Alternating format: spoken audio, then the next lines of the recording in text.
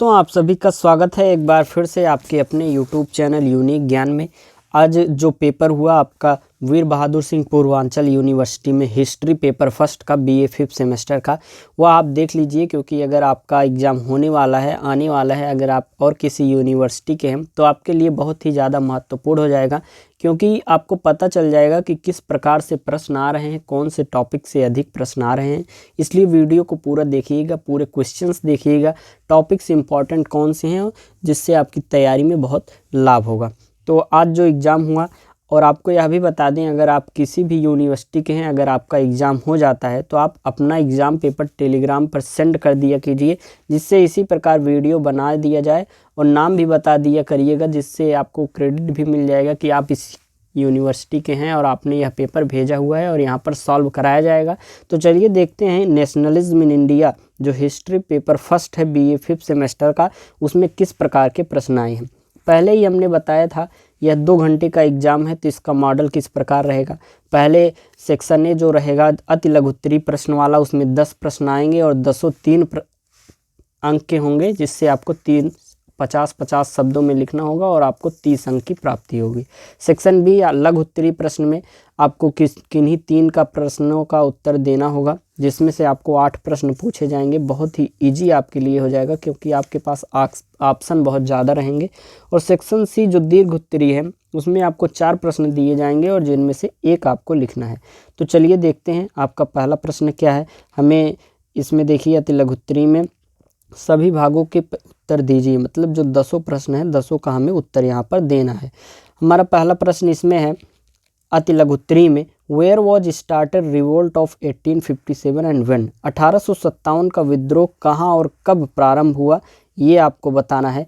तो हमने आपको यह बताया हुआ था, चैप्टर फर्स्ट ही है भारत का स्वतंत्रता संग्राम, जिसमें हमने आपको बताया था 1857 का जो विद्रोह था, पहले एक प्रकार से सोचा गया था कि 30 मई 1857 को यह विद्रोह स्टार्ट किया जाएगा, लेकिन जो अंग्रेज थे उनको पहले ही कुछ गुप्त लोगों के द्वारा उनको जानकारी प्राप्त हो गई, जिससे 10 मई को ही 1857 को ही यह विद्रोह जो है 20 नेटिव इन्फेंट्री के जवानों ने स्टार्ट कर दिया था।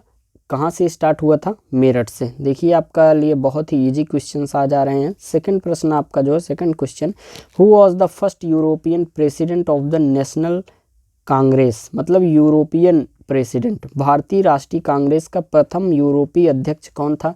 हमने आपको अधिवेशन की लिस्ट भेजी हुई है टेलीग्राम पर, हमने आपको आज ही भेजी थी सुबह। हमने बोला था कि पढ़ लीजिए, बहुत इंपॉर्टेंट है। और कांग्रेस के अधिवेशन जब मैंने पढ़ाया था कि कांग्रेस की स्थापना 1885 में हुई थी, ए ह्यूम ने किया हुआ था बॉम्बे में, और कहाँ पर हुआ था? संस्कृत तेजपाल विद्यालय में हुआ था। तो हमने सब चीज़ें आपको बहुत अच्छी तरीके से बताई हुई हैं। तो प्रथम यूरोपीय अध्यक्ष कौन था? वो थे जॉर्ज यूल। अगला प्रश्न आपका है, eight which place the first session of the Indian national Congress टूक प्लेस। भारतीय राष्ट्रीय कांग्रेस का प्रथम अधिवेशन किस स्थान पर संपन्न हुआ। तो इसकी जो है स्थापना ही बॉम्बे में हुई थी, और प्रथम अधिवेशन जो हुआ था वह भी हुआ था आपका कहाँ पर? बॉम्बे में ही हुआ था। और प्रथम जो हमारा कांग्रेस अधिवेशन था उसके अध्यक्ष कौन थे, हमने आपको बताया हुआ था, व्योमेश चंद्र बनर्जी थे। ये आपके लिए बहुत इजी क्वेश्चन हो जाएगा।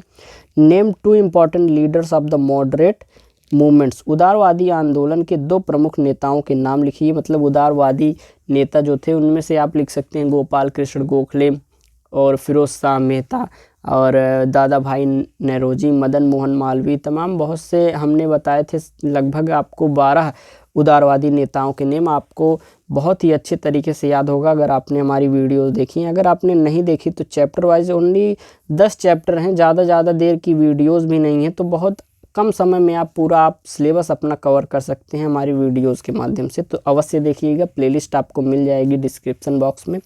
5वां प्रश्न है, who was the political guide of Mahatma Gandhi. Mahatma Gandhi के राजनीतिक गुरु कौन थे? गोपाल कृष्ण गोखले थे, जो कि एक उदारवादी नेता थे।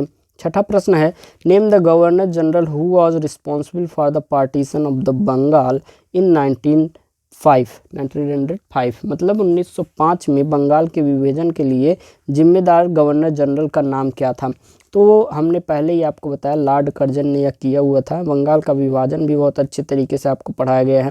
Name 2 important movements of the Mahatma Gandhi. Mahatma Gandhi के 2 प्रमुख आंदोलनों का नाम बताइए।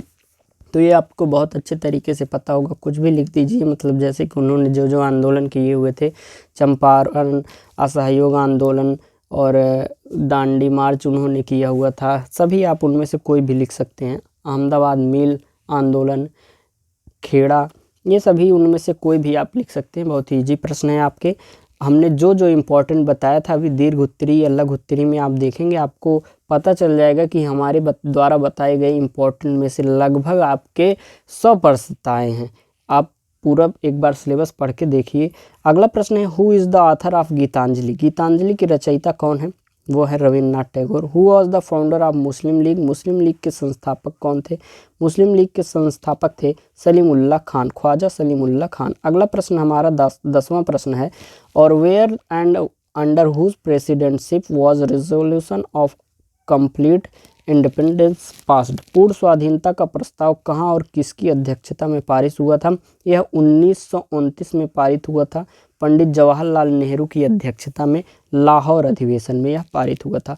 अब हम देखेंगे लघु उत्तरी में हमें 8 प्रश्न दिए जाएंगे, जिनमें से 3 आपको लिखने हैं। अगर आप देखेंगे 8 प्रश्न आपके इजी हैं, बहुत अच्छे तरीके से आप कर सकते हैं। 1857 के विद्रोह के स्वरूप का परीक्षण कीजिए, मतलब उसका स्वरूप कैसा था। हमने 1857 बहुत अच्छे तरीके से पढ़ा है। अगला प्रश्न आप देख लीजिए, 1885 से 1905 तक भारतीय राष्ट्रीय कांग्रेस के कार्यक्रमों का वर्णन कीजिए। 1885 में कांग्रेस का एक प्रकार से स्थापना हुई थी, और 1885 से 1905 तक के काल को हम उदारवादी नेताओं का काल कहते हैं। उदारवादी नेताओं का काल इसलिए कहते हैं कि 1885 से 1905 में उदारवादी विचार वाले नेताओं का एक प्रकार से वर्चस्व रहा था कांग्रेस में।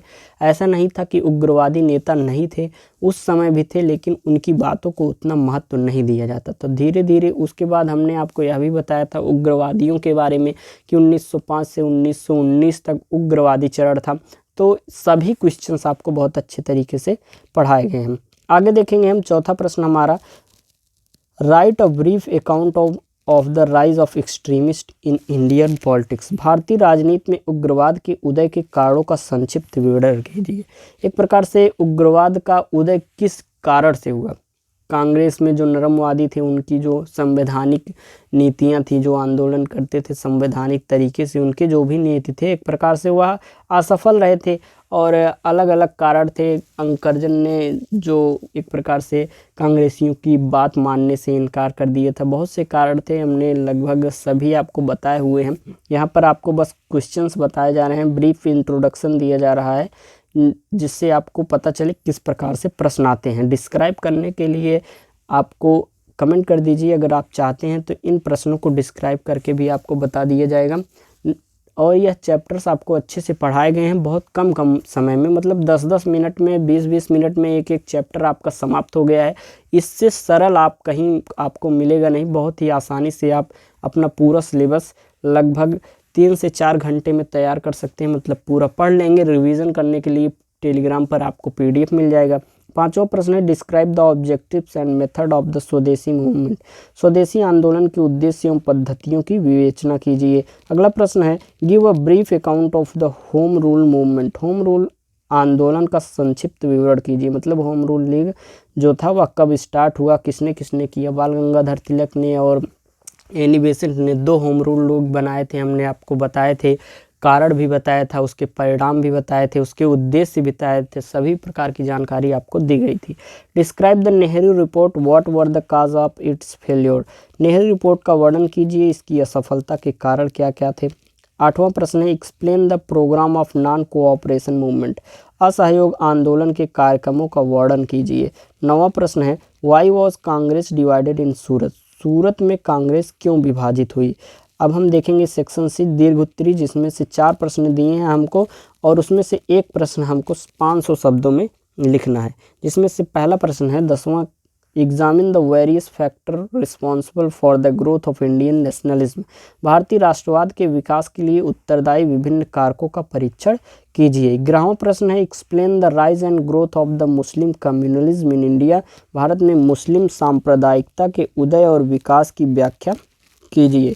अगला प्रश्न हम देखेंगे, मतलब भारत में मुस्लिम सांप्रदायिकता का उदय किस प्रकार हुआ, उसकी स्थापना कब हुई, उसमें किन किन नेताओं का एक प्रकार से उनकी योगदान रहा, आगे चल के उसके परिणाम क्या हुए, सभी बातों को हमने आपको बताया हुआ है। Discuss the role of Mahatma Gandhi in the Indian freedom movement, भारतीय स्वतंत्रता आंदोलन में महात्मा गांधी की विवेचना कीजिए। अगला प्रश्न है, right an essay on the thoughts of Rabindranath Tagore on nationalism, राष्ट्रवाद पर रविंद्रनाथ टैगोर के विचारों पर एक निबंध लिखिए। ये थे आपके प्रश्न जो कि बहुत ही सरल थे, आप अच्छे से पढ़े होंगे तो बहुत ज़्यादा सरल थे आपके लिए।